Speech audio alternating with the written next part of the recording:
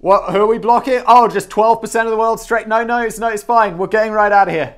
Activate the bowel thrusters!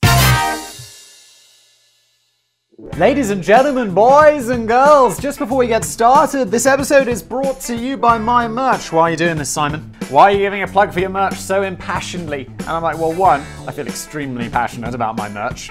I do think it's quite cool. But also, because the good people who do my merch over at Teespring were like, yo, Simon, if you tell people that there's a code, my merch, obviously not custom for me, this weekend, my merch, that's Friday, so this video will probably be released on Thursday. I don't know why I'm doing this. This doesn't make sense. But tomorrow, Friday until Sunday, the 26th, 28th, Simon Do Better preparation for your ad read. You can get 10% off any merch from my merch store at Perch the Merch. That might be using the code MyMerch to get 10% off this Blaze, Keep Calm and Blaze On t-shirt.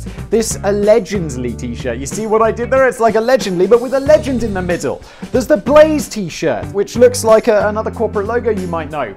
But obviously, for copyright reasons, it's not the same. Cool. And this is the Smash the Dislike Button t-shirt. There are many versions of that.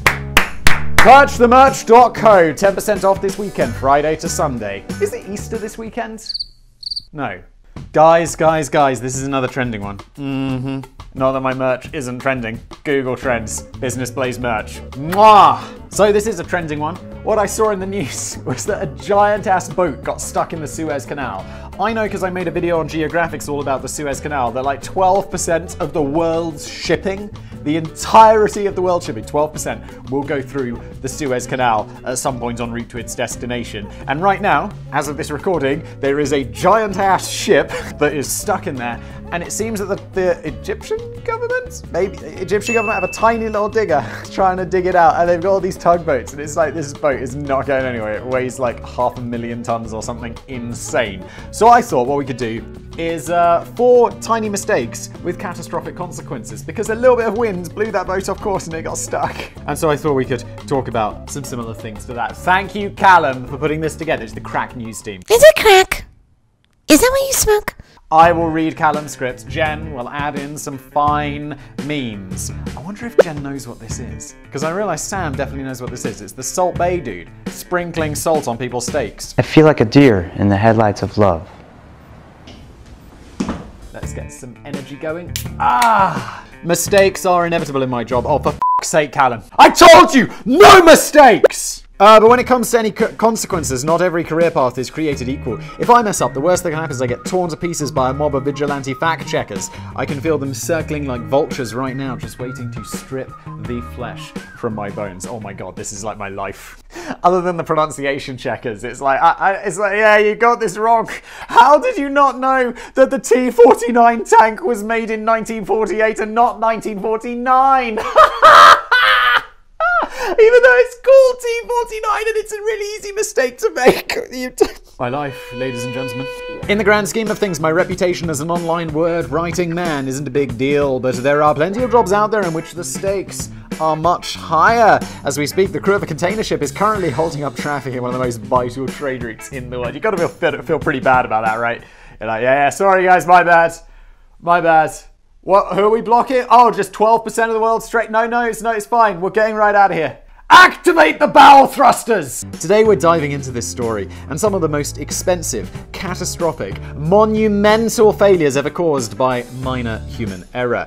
They're proof that one person really can make a difference. Sometimes we f*** up so bad that the reverberations of our idiocy are felt around the globe. Every time Callum writes me a script, he always gives, it says mess up here as well. He always gives me like a more polite option. He does it on Casual Criminalist as well, which Callum also writes, but that's another channel of mine. You can check out if you want to. Don't feel obliged. Although I do think it's quite good. It gets very good reviews. It's also a podcast. What are we talking about? A single ship has brought 12% of global trade to a standstill. This Tuesday morning, it's a couple of days ago, as of this recording, a shipping container called the Ever Given, which is extremely confusing because pictures of it have a giant thing that says Evergreen on the side, but I did check it, it is called Ever Given, and they just decided to put a big evergreen on the side for I don't know why. I actually thought I was insane. And this is another thing. It'll say like, people will be like, Simon, the boat is clearly called Evergreen. Look at the picture of it and you're saying it wrong. I'm not okay. Relax. prepared to enter the Suez Canal from the Red Sea side on a path from China to the Netherlands. Bird's eye charts show that the crew accidentally traced the shape of a juvenile doodle on the GPS tracking that fateful morning while waiting to enter, an omen of the monumental balls up to come. No, it didn't. Did it really? I got it on Snopes. Did the cargo ship draw a penis before getting stuck in the Suez Canal?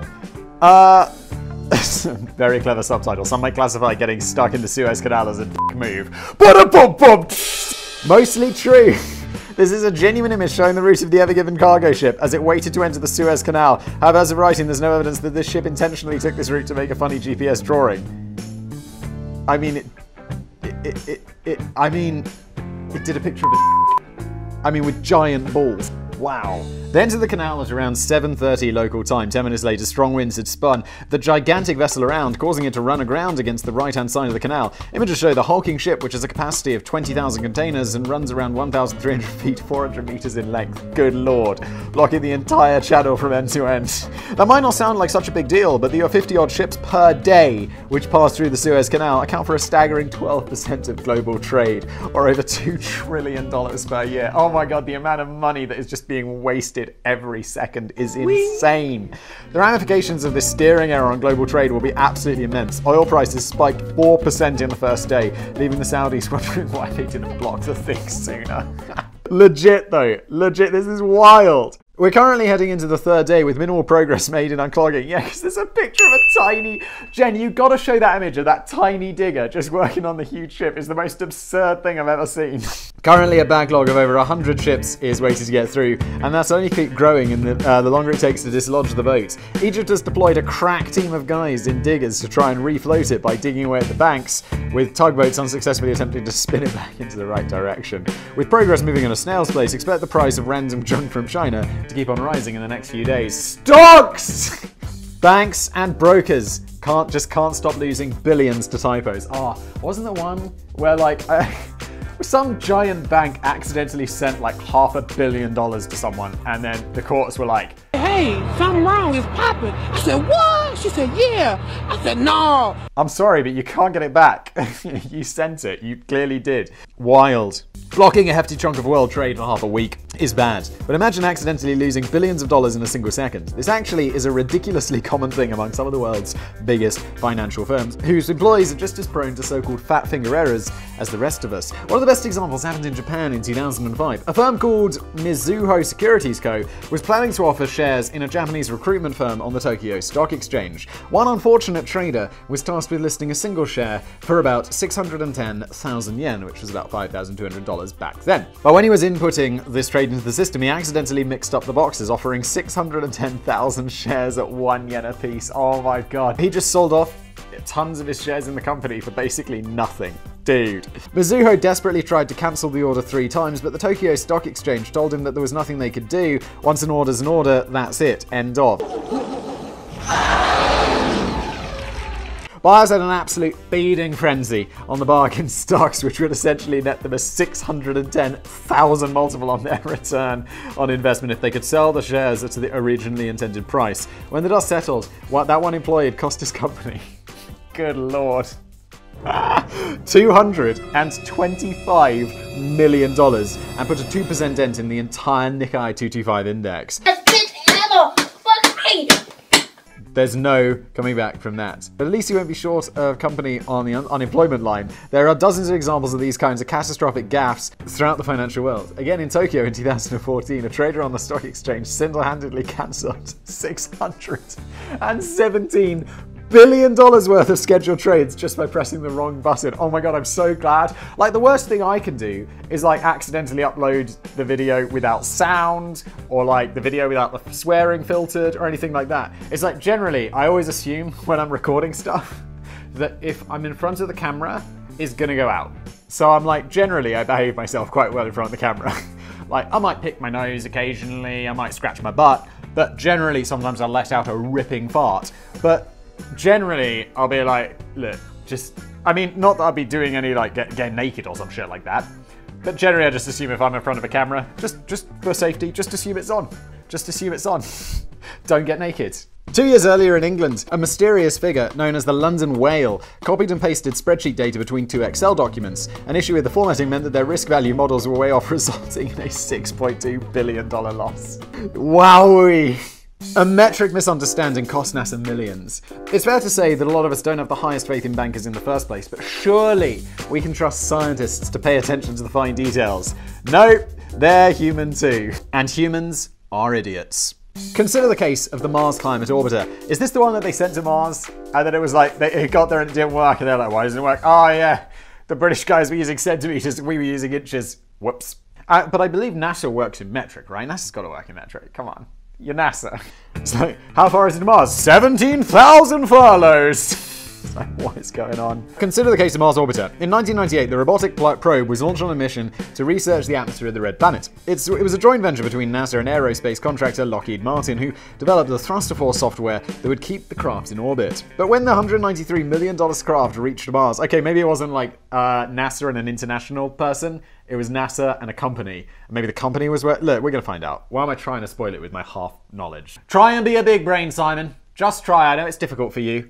But when the craft reached Mars, Mission Control unexpectedly lost the connection. It's thought that the Mars Climate Orbiter either entered the upper atmosphere at the wrong angle and broke apart, or just plowed onwards into the cold, dark void of space. NASA turned to Lockheed Martin to ask why their multi-million-dollar science project had just committed robotic suicide. It turned out that the probe was doomed from the outset. The team of contractors had used the imperial measurements in their software, while NASA's Jet Propulsion Laboratory worked with the metric system. Yeah, it was half right. When it came time to initiate the thrusters, the craft's core software was fed the data in pounds without knowing to convert it, causing catastrophic failure in calculations. Oh, that is so awkward.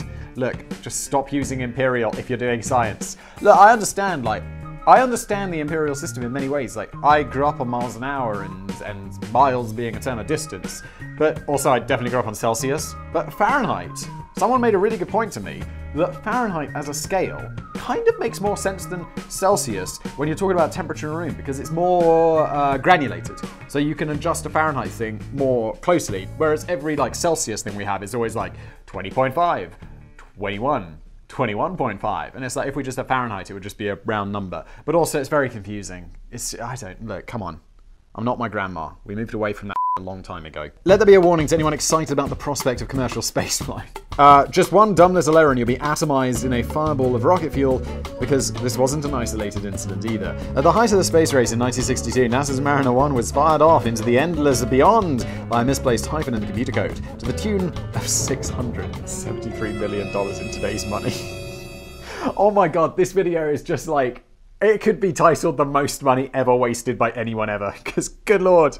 Then in 2004, the Genesis mission smashed back down to Earth because someone installed a G-switch acceleration sensor the wrong way around. All of a sudden, I was just minding my own business. BAM! Suddenly, the idea of the Death Star being destroyed by a tiny design flaw doesn't seem so unrealistic after all. I have no idea what that means. I've never seen Star Wars. But I think, wasn't there like an exhaust vent that he shot a bomb into? Or who cares? A Georgian granny wiped out Armenia's internet. Last up, a tale of espionage from the ex-Soviet bloc. Ooh, we love those. On to the 28th of March 2011, an unlikely attacker managed to cripple the communications of the entire nation of Armenia with a single attack. Internet users around the region checked their routers in unison before discovering that the outage was the result of an aggressive foreign power. Where a security team was deployed to the site of the attack, which occurred near the capital city of Georgia, Tbilisi. When they got there, they didn't find a team of enemy commandos and hackers as might expected. The only person there was a 75-year-old granny innocently digging around for scrap copper. It turns out that while she was prodding around in the dirt, she'd inadvertently severed a vital fiber optic link, leaving 3.2 million people without internet for 5 hours. Internet? Why you no let me sleep? That seems like, you know when they talk about like having a single point of failure? That seems remarkable that that could actually happen. What did Callum say? Humans are stupid? I mean, yeah. Not the granny. She just was looking for copper. She's like, stupid fiber optics! Georgia provides about 90% of neighboring Armenia's internet, so the outage caused a hefty bit of economic damage. Parts of Georgia and Kazakhstan were also affected. After the saboteur was arrested. No, come on! A spokesman for the Georgian Interior Ministry had to go in front of the press and report that the outage had been caused by the accidental espionage of a pensioner. Initially dubbed the Spade Hacker, the guilty granny was later named as Aishtan Shakarian. While being interrogated in jail, she told the cops that she didn't even know what the internet was, never mind how to attack it. What the heck's going on? I don't know. What'd you do? Hey, get out of here! What did she do, officer? She's running an underground fight club in the nursing home. Despite charges for damaging property, she was released on account of her age, free to continue her campaign of terror throughout the rest of her twilight years. She is then recruited by the CIA. Wrap up. There you have it. 4 reminders that no matter how bad you mess up, or f*** up as Callum has included, it could always be worse. Unless you're the guy who sold all those 1 yen shares, you're pretty much at rock bottom. Yeah, it'd be always like, for the rest of his life, it's like nothing is going to be as bad as that time that I wiped out however many billions in value. Let's see whether the rescuers can finally unblock the Suez Canal and prevent that one little nautical mistake wreaking further havoc on the global economy. Either way, it's a reminder that every day the fate of the world depends on the split-second decisions of ordinary people. After today's marathon research binge into everyday human stupidity, that's a fact that I find absolutely terrifying. This has been an episode of Business Place. Thank you so much for watching. As I said at the beginning, from Friday to Sunday this week, if you're watching in March, that would be the 26th to the 28th, 10% off the merch at purchasethemerch.co. Use the code MyMerch, all one word. Thank you, legends. Get yourself a t-shirt, and thank you for watching.